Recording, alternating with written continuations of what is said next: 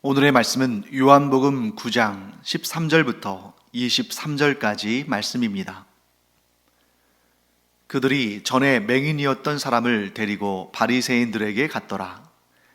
예수께서 진흙을 이겨 눈을 뜨게 하신 날은 안식일이라.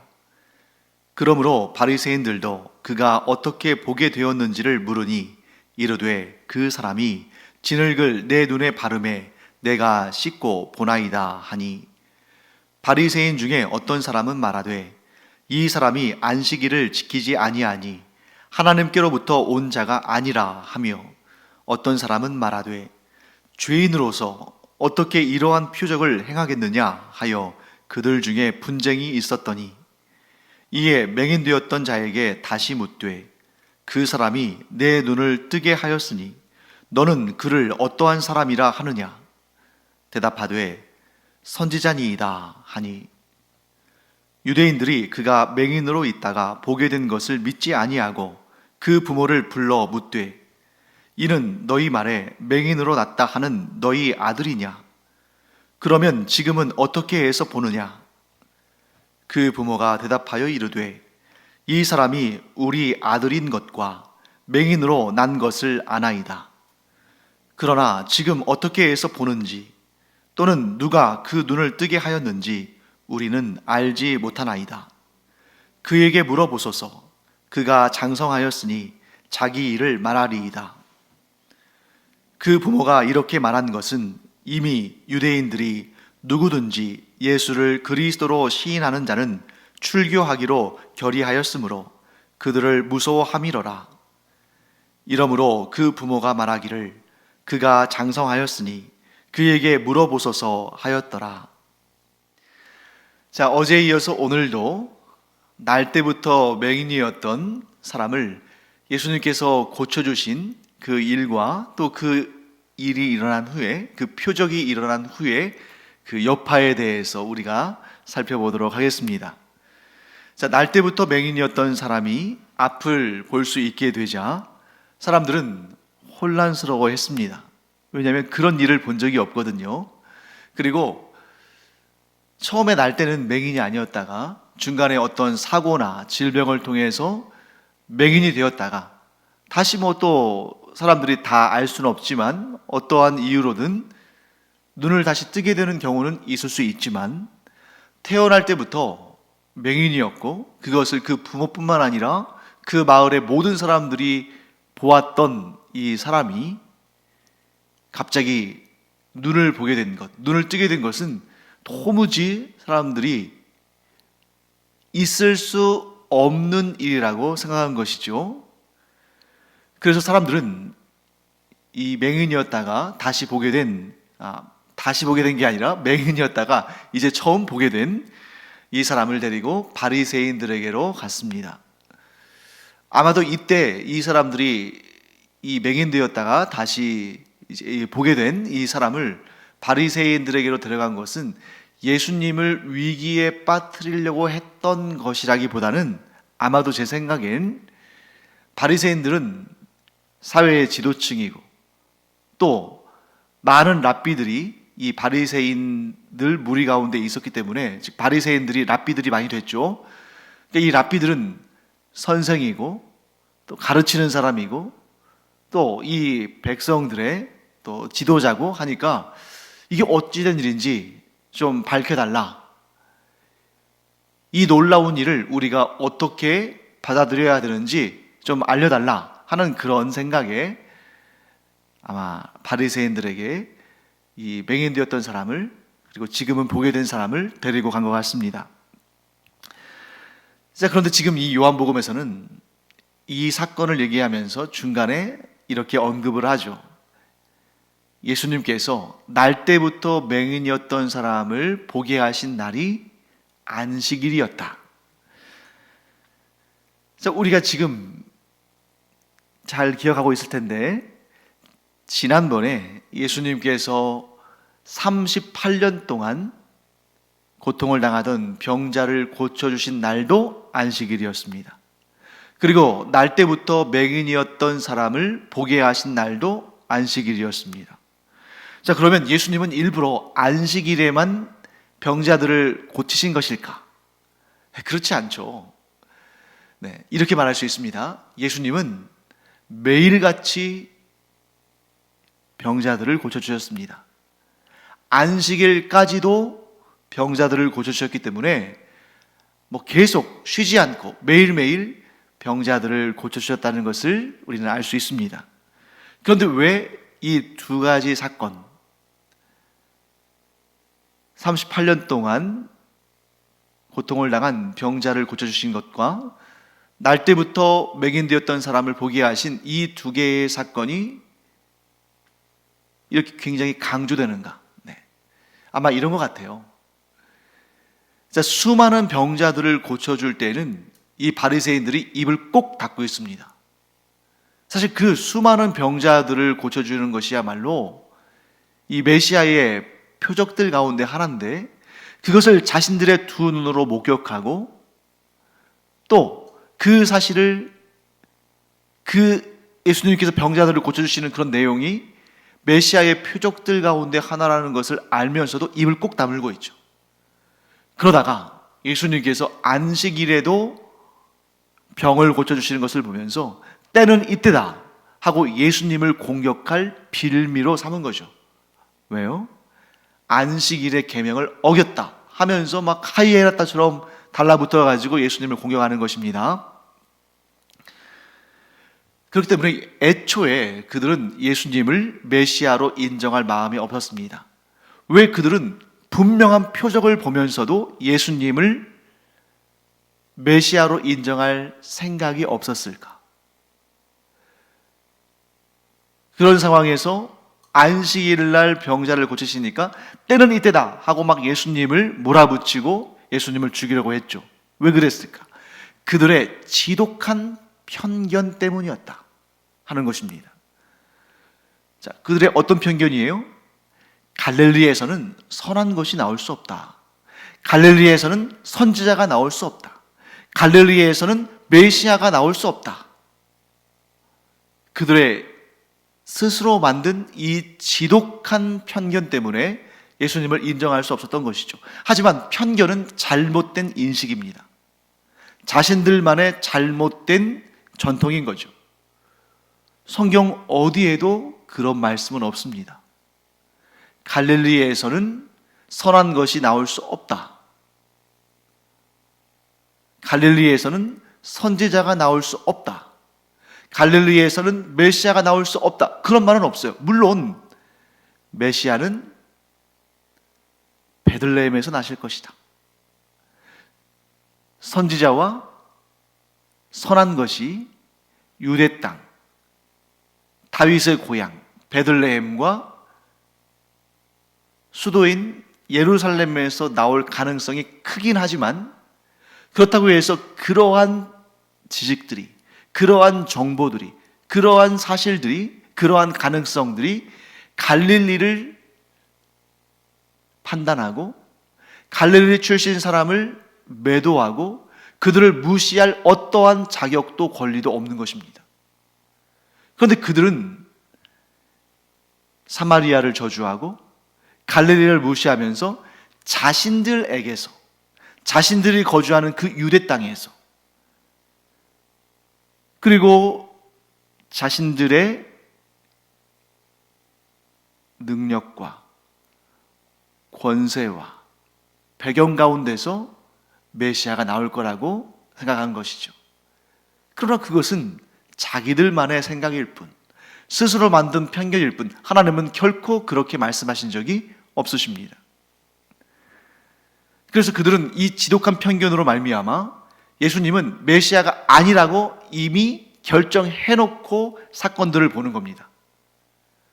그러니까 그들은 이미 결정해놨기 때문에 예수님께서 메시아의 표적을 분명히 보여주심에도 불구하고 어떻게 해서든지 간에 그것이 메시아의 표적이 아닌 것으로 결론 지으려고 머리를 싸매고 고민하는 거죠. 그러다 보니까 그들 사이에서도, 자기들 안에서도 분쟁이 일어났습니다. 어떤 분쟁이에요? 어떤 사람들은 안식일의 계명도 지키지 않는데 어떻게 그가 메시아일 수 있느냐 하고 예수님이 메시아일 가능성을 아예 차단해 버립니다. 어떤 바리새인들은. 그런데 또 다른 바리새인들은 죄인은 이런 표적을 행할 수 없다. 우리 눈앞에 보이는 이런 표적을 우리가 분명히 보고서 어떻게 이 사람을 죄인이라고 정죄할 수 있겠느냐. 죄인은 표적을 베풀 수 없는데. 그래서 그들은 예수님을 죄인으로 몰아가는 것을 반대했습니다. 그렇다고 해서 예수님을 메시아라고 고백한 것도 아니죠. 개인적으로는 그런 사람들이 있었겠습니다만 그들 사이에서 막 그렇게 죄인이냐 죄인이 아니냐, 메시아냐 메시아가 아니냐 하면서 막 계속 그들 사이에서 분쟁이 일어납니다. 그런데 여기서 우리가 알 수 있는 사실 하나가 있습니다. 아주 중요한 사실이죠. 삼위 하나님은 결코 분쟁하지 않으십니다. 삼위 하나님은 항상 진리 가운데 하나이고 사랑으로 하나 되신 분.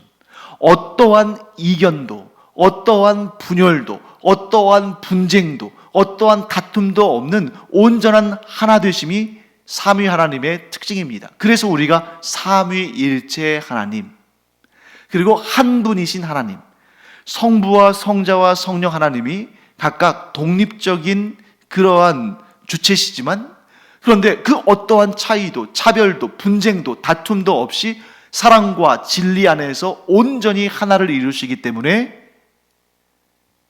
하나님을 한 분 하나님이라고 우리가 말하는 것입니다. 반면에 바리새인들은 스스로 의롭다 하고 경건하다고 하고 누구보다 성경을 잘 안다고 하고, 하지만 그들 사이에 무엇이 있습니까? 분쟁이 있습니다. 왜 그럴까요? 진리가 없으니까. 그들이 진리를 받아들일 마음이 없으니까. 그들이 진리이신 예수 그리스도를 구주로 영접할 생각이 없으니까 그들 안에서 싸움과 다툼과 분쟁이 일어나는 것입니다. 사랑하는 성도 여러분, 오늘 어떤 날입니까? 설날이죠. 설날에 가족, 친척들이 모이기도 하고, 또 이런 코로나 상황 가운데 모이지 못해서 전화나 이렇게 해서 연락을 한다 할 때, 이날은 그렇게 연락하고 연결되는 그런 날이지 않습니까? 정말 복된 가정은 어떤 가정입니까? 가장 복된 가정은 삼위 하나님께서 그러하시듯이 사랑과 진리로 하나가 되어서 분쟁과 다툼이 없는 그런 가정, 진리와 사랑으로 하나 된 가정이야말로 예수님을 닮아가는, 삼위 하나님 사이의 관계를 닮아가는 참 복된 가정이다. 그래서 이렇게 축복하기를 원합니다. 여러분과 우리 모든 성도들의 가정들이 삼위 하나님을 섬김으로 말미암아 삼위 하나님 가운데 있는 그 사랑과 진리 안에서의 하나됨이 우리 온 성도의 가정마다 임하여서 우리가 사랑과 진리 가운데 하나가 되는 그런 가정과 그런 친척과 그런 가문을 이루어가는 복된 우리 모두가 되기를 간절히 축원합니다. 자, 성경에 명확한 근거가 있음에도 불구하고 성경에서 말씀하시는 메시아의 표적을 예수님께서 그대로 보여주심에도 불구하고 바리새인들은 그것을 인정하지 않으려고 그렇게 애를 씁니다. 그러다가 그들 가운데 분쟁도 일어났습니다.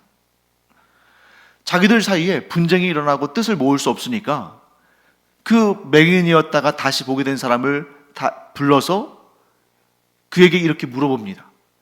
자, 그러면 그 예수라는 사람이 너의 눈을 뜨게 하였는데 너는 그를 어떤 사람이라고 생각하느냐? 참 재밌는 사실 아닙니까? 사람들이 이 예수라는 인물이 어떤 인물인지, 이 맹인을 보게 한 그 인물에 대해서 어떻게 이해해야 되는지 그것을 물으려고 바리새인들에게 갔는데, 바리새인은 도리어 이 맹인이었다가 보게 된 사람에게 너는 그 예수라는 인물을 어떤 사람이라고 보느냐 하고 되묻고 있습니다.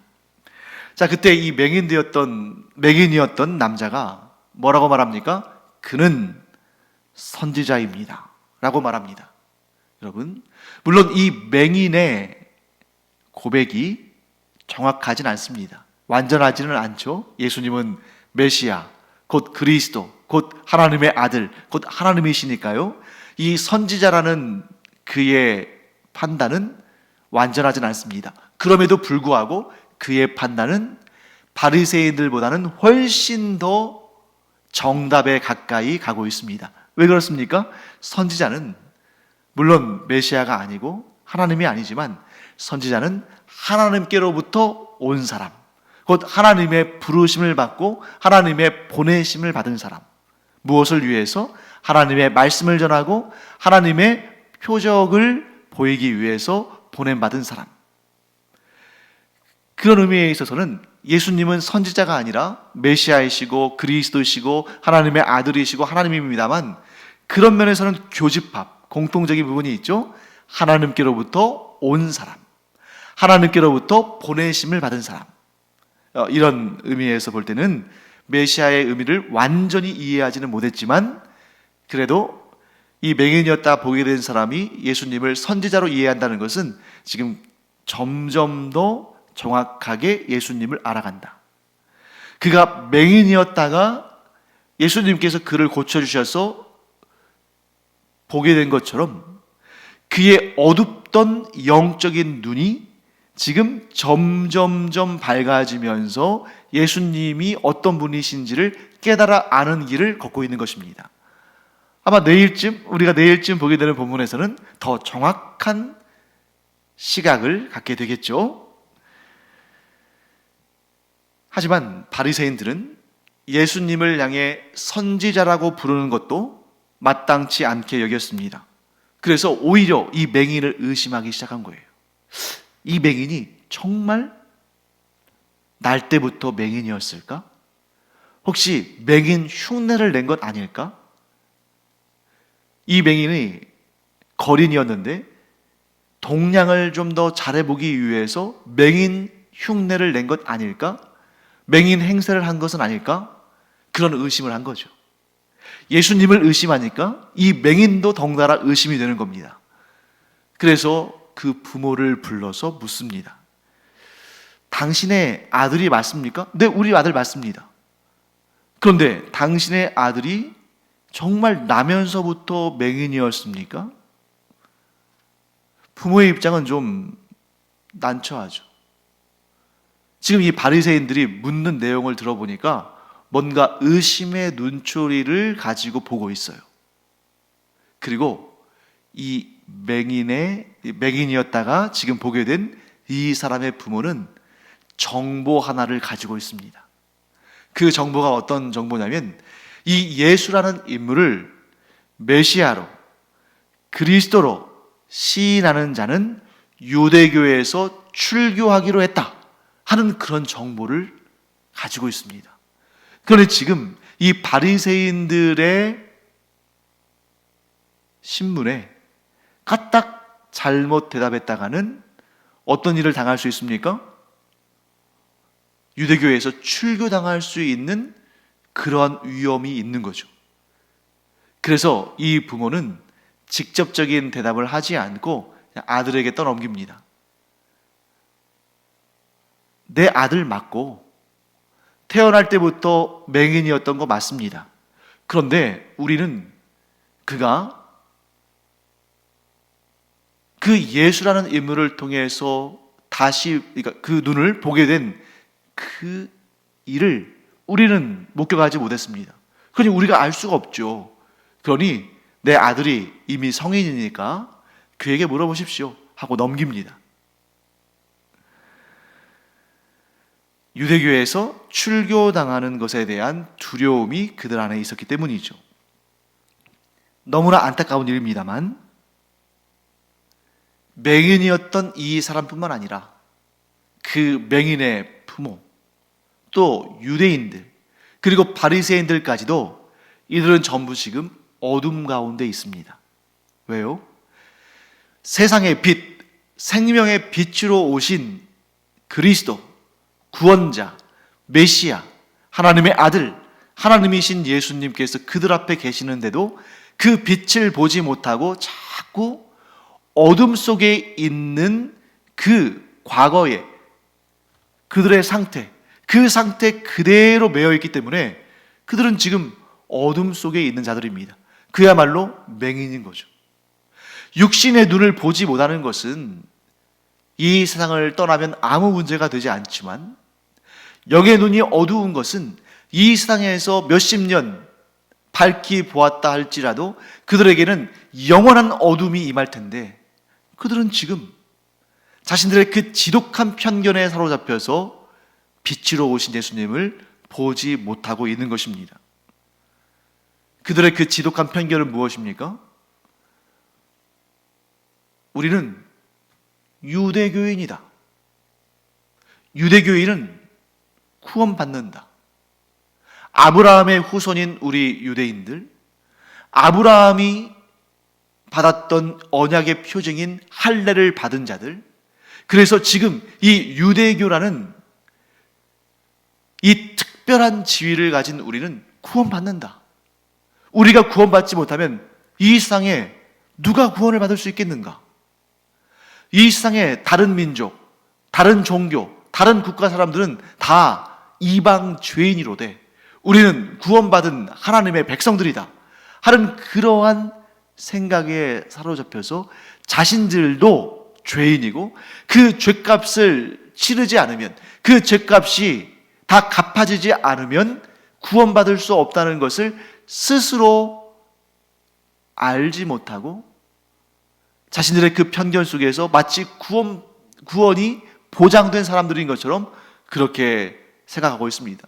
그런 편견에 사로잡혀 있다 보니까 구원자이신 생명의 빛이신 예수님이 오셔서 그들 앞에 서 계시는데도 영접하지 않는 것입니다. 그들은 이렇게 생각하는 거예요. 유대교 안에 있으면 다 구원받는다. 그러나 유대교를 벗어나면, 즉 유대교에서 파문되면, 유대교에서 출교를 당하면 그는 구원을 상실하는 것이다. 이렇게 생각했다는 거죠. 이런 내용을 보면 마치 이 로마 가톨릭의 그 전횡이 최고조에 달했던 중세 시대를 보는 것 같습니다. 지금 이 맹인이었다가 다시 보게 된 자의, 맹인이었다가 보게 된 자의 부모가 유대교에서 출교를 당하는 것이 두려워서 지금 말도 제대로 하지 못하는 상황이잖아요. 중세 로마 가톨릭이 가장 그 권세가 강했을 때 그들은 무엇을 무기로 사람들을 조종하고 사람들을 억압했습니까? 성찬 금지령, 또 파문, 이런 걸 가지고 사람들을 자기 마음대로 쥐락펴락하고 자기 마음대로 조종했죠. 그래서 그들은 종교개혁자들을 파문했습니다. 그리고 뭐라고 말했냐면, 종교개혁자들은 로마 가톨릭, 즉 유일한 구원의 방주로부터 쫓겨났기 때문에 그들은 구원받지 못한다, 이렇게 말한 거예요. 뿐만 아니라 자기들의 말을 잘 듣지 않는, 심지어 왕들조차도, 왕족들까지도 그들을 길들여 보려고 자기들 마음대로 쥐락펴락하기 위해서 파문령 혹은 성찬 금지령, 이런 걸 내립니다. 그러면 그 왕들이라 할지라도 그 지독한 오래된 편견 속에, 그 로마 가톨릭의 편견 속에 사로잡혀 있기 때문에 나 파문당하면 구원받지 못하는데 하면서 그 교황 앞에, 그 로마 가톨릭의 종교 지도자들 앞에 무릎을 꿇고 굴복하는 카노사의 굴욕 같은 그러한 일들이 비일비재하게 일어났죠. 왕족들도 그럴진데 일반 평민들은 얼마나 두려웠겠습니까? 그러니 그들이 강매하는 면죄부를 살 수밖에 없고, 그들이 강요하는 그 잘못된 교리를 그대로 받아들일 수밖에 없는 거죠. 편견들 가운데 이런 종교적인 편견은 너무나 무서운 것입니다. 왜? 단지 그냥 이 세상에서 끝나는 것이 아니라 영원한 세계에 대한 문을 닫아버리는 것이기 때문이죠. 바리새인들의 편견, 곧 유대교인들의 편견이 얼마나 무서운지 영원한 생명을 주시기 위해서 이 땅에 오신 메시아 그리스도를 받아들이지 않습니다.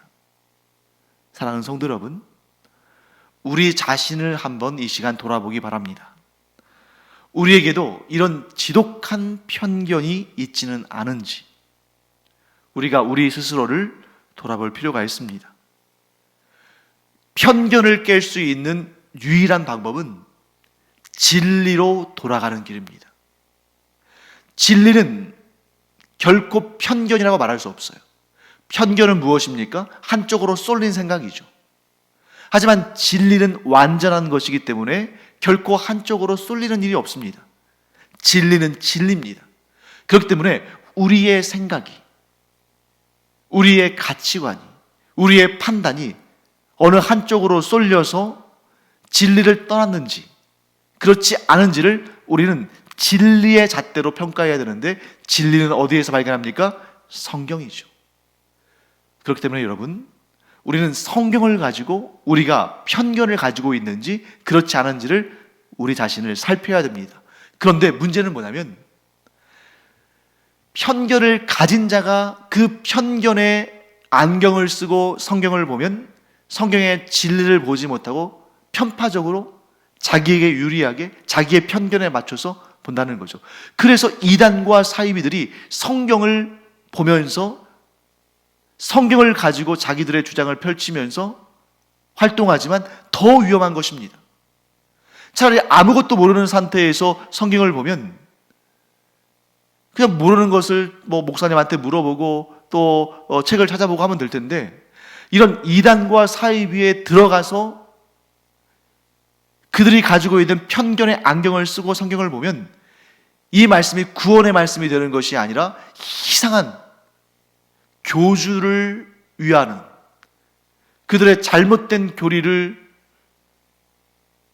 디펜스하는, 방어하는 그런 문제들이 되는 거죠. 얼마나 이게 무서운 일입니까? 그렇기 때문에 저는 늘 이렇게 기도합니다. 제가 이제 설교를 하는 목사잖아요. 저도 사람이기 때문에 편견이 있을 수가 있죠. 잘못 이해할 수도 있고 잘못된 주장을 할 수 있습니다.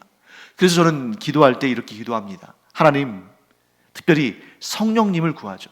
성령께서 저로 하여금 하나님의 말씀을 밝히 알게 하시고 깨닫게 하시고, 성령의 조명, 곧 성령의 밝히 보고 온전히 깨닫게 하시는 역사가 제게 임해서 하나님의 말씀을 하나님의 뜻대로 왜곡하지 아니하고 잘못 해석하지 아니하고 하나님의 뜻대로 온전히 잘 전할 수 있게 해달라고 기도합니다.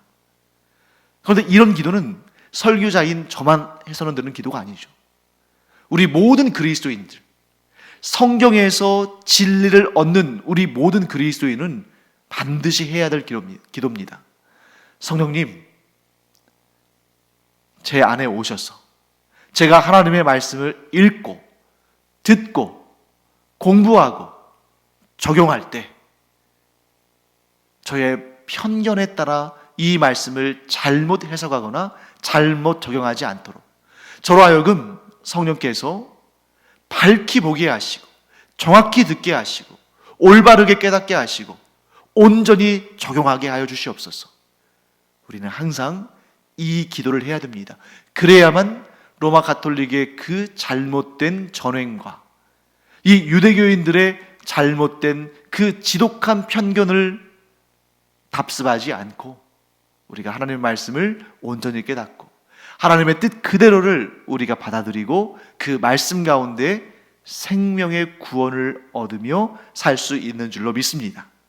성령님의 함께 하심이 우리 모두에게 있어서 성경의 진리의 말씀을 있는 그대로 왜곡하지 않고 편견에 의해서 재단되지 않고 그 말씀 그대로 받아들이는, 또 그 말씀 그대로 순종하며 살아가는 우리가 되기를 간절히 축원합니다.